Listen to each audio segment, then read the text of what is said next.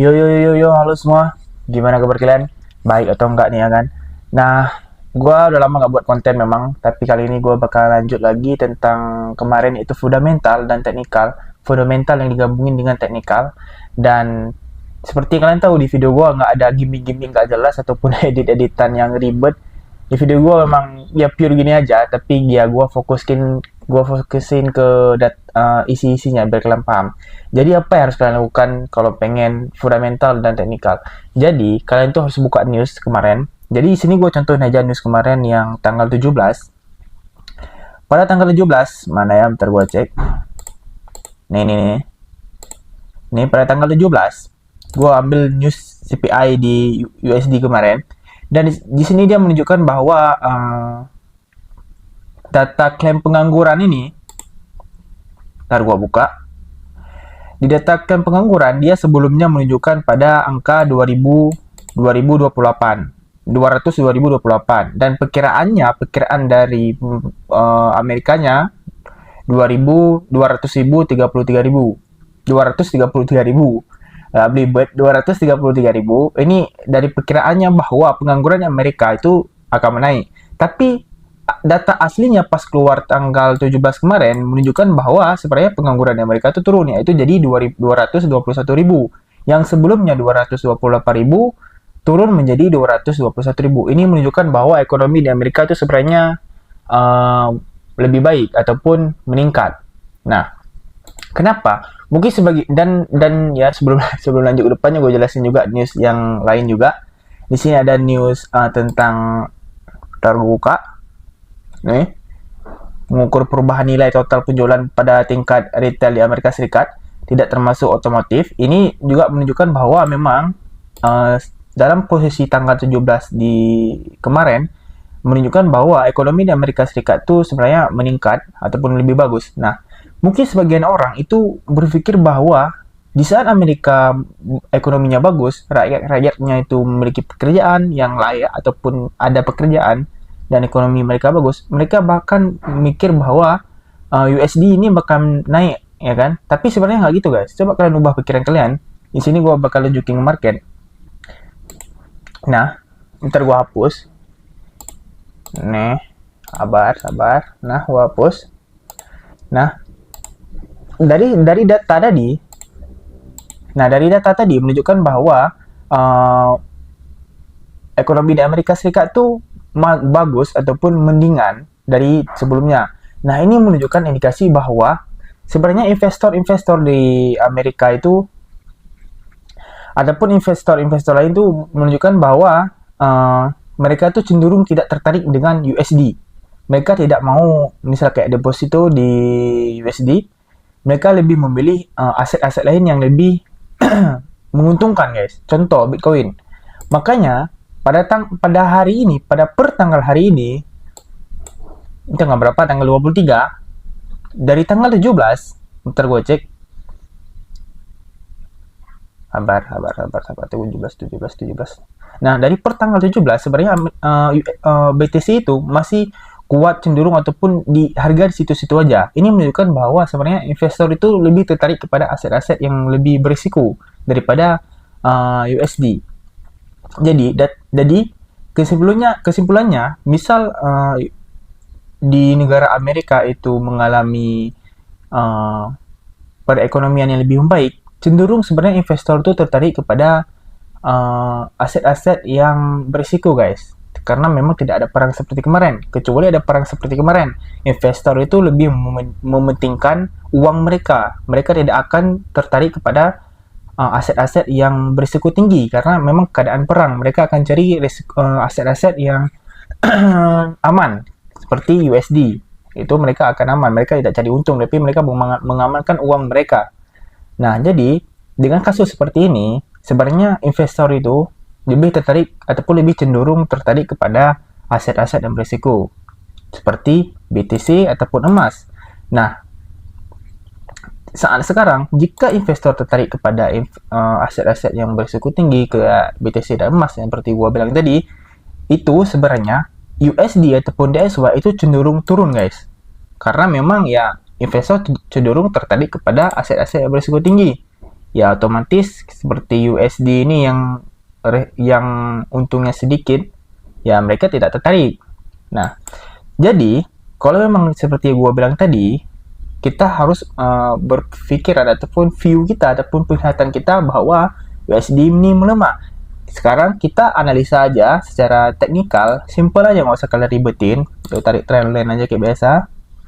Gue gambar dulu sebentar. Nah, ini pas kali ya kan di area ini. Nah, di area ini dia tembus trendline. Oke, pas kan, cocok tadi kan seperti gue bilang USD melemah. Secara fundamental, secara teknikal pun melemah, cocok. Ya kan, kita punya dua pegangan di sini, secara fundamental dan secara teknikal. Dan apa yang harus kita lakukan? Gambar dulu teknikal. Nih guys. Pas kali geng. Sebenarnya udah gue gambar tadi, tapi nggak apa-apa gue gambar sekali lagi biar kalian mengerti kayak mana gue mapping. Kalian cari aja support dan resisten yang terdekat. Ntar ya, geng. SNR. Nah, pas sekali ini, cocok kali ini, enak kali ini sebenarnya. Nah, kenapa di sini gue bilang enak? Nggak apa-apa gue jelasin sekali lagi, karena ya walaupun gue udah jelasin di video sebelumnya, nggak apa-apa gue jelasin sekali lagi. Kenapa gue bilang enak? Posisi secara fundamental ini menunjukkan bahwa USD melemah, dan secara teknikal dia juga udah tembus trendline di trendline ini, dan bahkan dia juga udah tembus area di sini, ya kan? Jadi apa yang akan kita lakukan? Pas kali kita tunggu dia naik ke atas sini dan kita target ke bawah. Udah gitu aja. Nah, kan nggak mungkin kita entry DXY. Nah, apa yang kalian lakukan? Cari mata uang yang berlawanan, yang bukan berlawanan, yang terhubung dengan USD. Misal Euro USD. Di sini ada list, gua hapus saja nih. Nah, Euro USD. DXY Euro USD. Jadi gua jelasin sedikit. Misal DXY itu naik ke atas, Euro USD itu dia bakal turun ke bawah. Kenapa begitu? Karena jika simbol USD di bagian belakang, ini kan Euro USD, USD-nya kan di bagian belakang. Nah, itu dia bakalan berlawanan pergerakannya dengan DXY. Jika DXY naik, Euro USD bakalan turun. Nah, misal ini guys, gue kasih contoh kasus lain. Misal USD CHF, USD-nya, simbol USD-nya itu di bagian depan kan. Ini USD CHF. Nah, berarti USD CHF ini dia bukan cenderung sih, emang mengikuti DXY. Misal simbol USD di bagian depan, dia bakalan mengikuti DXY. Jika simbol USD di bagian belakang, contoh seperti Euro USD ataupun NZD USD, dia bakalan berlawanan dengan DXY. DXY naik, dia turun. DXY turun, dia naik. Gitu guys. Ini udah ngerti kan? Kalau belum ngerti, putar lagi belakang. Nah, tadi DXY, oke, udah cocok. View kita DXY gini. Nah, apa yang kita lakukan? Nah, kita cari buy di mata uang yang USD-nya di bagian belakang. Nah, mappingnya secara teknikal. Nah, ya kan? Pas kan, cocok. Sesuai dengan DXY. Ini emang enak kali guys sebenarnya kalau posisi seperti ini. Ntar gue gambar dulu. Gue cari posisi support dan resisten yang pas sebenarnya. Jangan asal mapping biar posisinya enak. Nah, gue buka H4 dulu.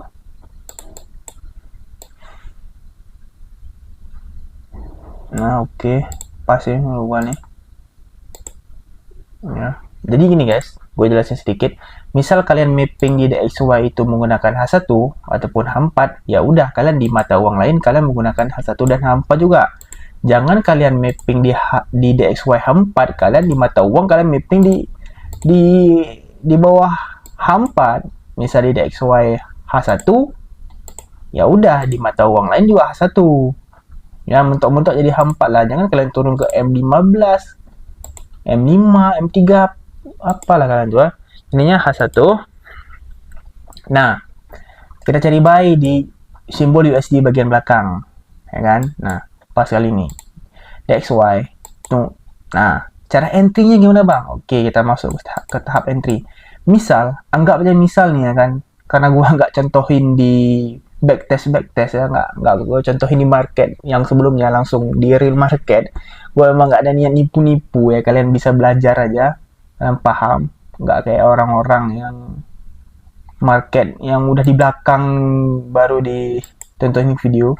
Gua langsung nih real market. Jadi misalnya posisi market ini dia naik ke atas ini, naik ke atas ini, tunggu dia bikin konfirmasi, mau itu engulfing kayak apa kayak, pokoknya ada konfirmasi yang menunjukkan bahwa ada selling pressure, ada orang-orang mau nge-sell gitu ya kan. Di sini biru nih, masuk ke zona ini biru, ada tuh dua candle yang merah tiba-tiba. Nah itu boleh itu jadikan konfirmasi. Dan di Euro USD, di mata uang lain, kalian wajib konfirmasi juga. Tunggu dia turun ke bawah sini. Nah di sini tunggu dia buat konfirmasi candle, baru kalian boleh buy ke atas. Sesimpel itu sebenarnya guys. Trading itu memang ribet, tapi bisa dipermudah juga kalau kalian ngerti. Ya, tapi nggak mudah-mudah kali juga. Kalau mudah kali juga ya udah banyak orang kaya. Nah jadi, nah ini kan di Euro USD karena USD-nya bagian belakang. Sekarang kita USD CHF. Nah USD CHF sebenarnya gameplaynya itu ataupun cara mainnya itu sama juga kayak DXY tadi, karena dia kan USD-nya kan bagian depan ya, dia mengikuti DXY, jadinya ya udah samain aja sama kayak DXY tadi guys. Nah, kita gua mapping dulu. Nah, seperti ini. Sabar, geng.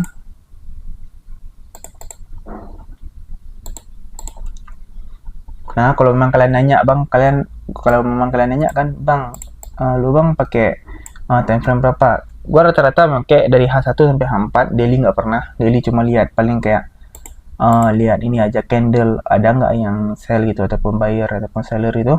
Udah itu aja. Kalau M45 tuh nggak, jarang. Kalau M30 cuma untuk lihat candle ada konfirmasi candle atau enggak, tapi rata-rata gue mapping tuh di H1 sampai H4 itu aja. Dan antara H1 dan H4 yang paling sering ya H1. Jadi, nah seperti tadi, tunggu. Wait. Terlalu jauh nih. Ini aja nih. Nggak pas ini. Nah gini geng, kan? Kalau ya ini kan USD CHF, bagian USD-nya bagian depan. Dia nih bentuknya sebenarnya hampir sama dengan DXY ya, karena memang USD-nya bagian depan ya kan, dia bakal ngikutin DXY. Nah seperti ini. Nah kalian tunggu aja, anggap aja ini candle tiba-tiba naik ke atas ini ya kan, emang kita bakal sell di sini. Nah tunggu dia bikin konfirmasi, udah entry sell. Sesimpel itu guys. Tapi dengan syarat kalian harus fokus ke DXY terlebih dahulu. Kalau memang DXY udah bikin konfirmasi di sini, itu menandakan bahwa narasi bakalan turun di DXY. Nanti mata uang seperti Euro USD bagian belakang bakalan buy, dan USD CHF, USD bagian depan bakalan sell. Seperti itu guys, simple. Kalau kita main narasi guys, jangan nanti di Euro USD kalian buy, di NZD USD kalian sell. Nggak mungkin lah kan, karena memang USD-nya dua-duanya bagian belakang. Jangan kalian gitu buat. Kalian misalnya, sekarang gue jelasin sekali lagi. Misal USD bagian belakang itu kalian buy. Jika USD bagian depan kalian sell. Dengan syarat bahwa DXY itu view kalian harus turun, ya kan? Nah, seperti itu guys. Udah, mungkin nggak usah terlalu panjang. Yang penting kalian, gue nggak terlalu fokus ke edit atau gimana, karena memang gue sendiri capek kayaknya kalau ngedit panjang, nggak sempat juga, jadi gue ada kerjaan lain juga. Udah cukup sekian dulu. Oh ya, gue juga ada TikTok sekarang, kalau memang kalian pengen follow, nanti gue kasih linknya di deskripsi. Nanti di situ gue bakal bikin konten-konten, mungkin di situ agak gue edit sedikit biar keren. Konten-konten trading tapi jangka waktu pendek aja sih, singkat aja. Ya cukup kali ini. Kalau memang kalian ada mau nanya ataupun gua kurang jelas, kalian nanya aja di komentar, gua bakal jawab, ataupun nanti gua bakal bikin konten dengan pertanyaan kalian. Udah guys, kalau memang nanti kalian di luar sana nemu teknik-teknik tutorial cara ubah uang jadi 10.000 ke 100 juta, udah tinggalin aja, itu skip. Udah, scam itu nggak jelas. Udah guys, sekian dari saya. Ya, dadah.